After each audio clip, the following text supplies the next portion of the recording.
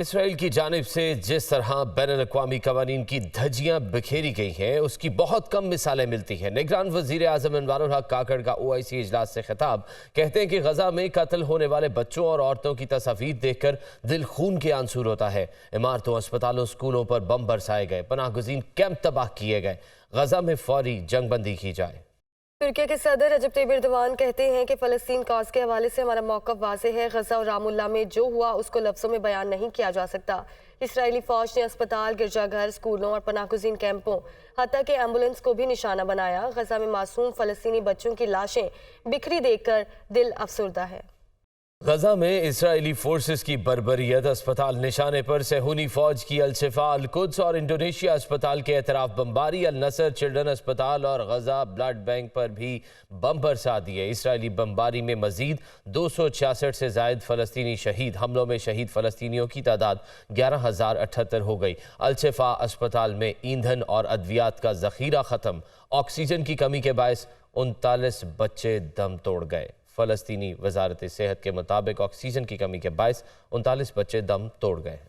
Tony forces Gaza میں قیامت برپا کرنے کے در پہ۔ اسرائیلی فوج نے غزہ کے تمام اسپتالوں کا گھیراؤ کر لیا۔ الشفا اسپتال میں آکسیجن کی کمی کے باعث 39 بچے اپنی جان سے ہاتھ دھو بیٹھے۔ فلسطینی وزارت صحت کے بیان کے مطابق اسپتال بند ہونے سے سینکڑوں مریضوں کی زندگی کو خطرات لاحق ہیں۔ اسرائیلی فوج نے الشفا اسپتال پر فاسفورس بم گرائے۔ غزہ کے 35 میں سے 21 اسپتال مکمل طور پر بند ہو چکے ہیں۔ اسرائیلی فوج نے العودہ، القدس اور انڈونیشیا اسپتال کو بھی گھیر رکھا ہے۔ غزہ کے 72 میں سے 51 ہیلتھ کیئر مراکز بھی مکمل طور پر بند ہیں۔ البراق سکول پر اسرائیلی حملے میں شہید ہونے والے فلسطینیوں کی تعداد 20 سے تجاوز کر گئی۔ دوسری جانب غزہ میں جاری اسرائیلی فوج کی جارحیت کے خلاف لندن میں 3 لاکھ سے زائد افراد سڑکوں پر نکل آئے۔ اسرائیلی مظالم کے خلاف شدید نعرے بازی کی۔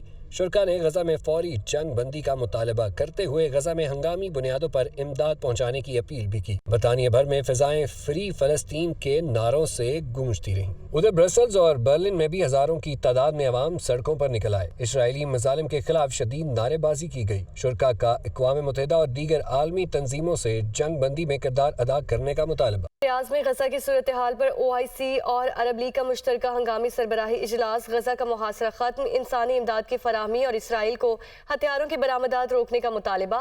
اسرائیل کے حق دفاع کو غزہ میں جنگ کا جواز بنانا مسترد۔ OIC اور عرب لیگ کے مشترکہ اجلاس میں ترکیہ، ایران، شام کے صدور، امیر قطر سمیت اسلامی ممالک کے سربراہان کی شرکت۔ غزہ کی صورتحال پر OIC اور عرب لیگ کے مشترکہ ہنگامی سربراہی اجلاس کا اعلامیہ جاری کیا گیا۔ آپ کو بتا رہے ہیں کہ ریاض میں غزہ کی صورتحال پر OIC اور عرب لیگ کا مشترکہ ہنگامی سربراہی اجلاس۔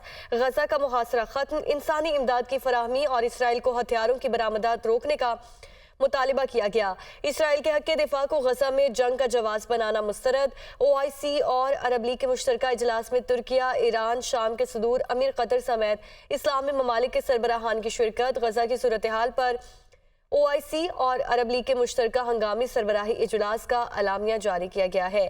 ریاض میں غزہ کی صورتحال پر OIC اور عرب لیگ کا مشترکہ ہنگامی سربراہی اجلاس۔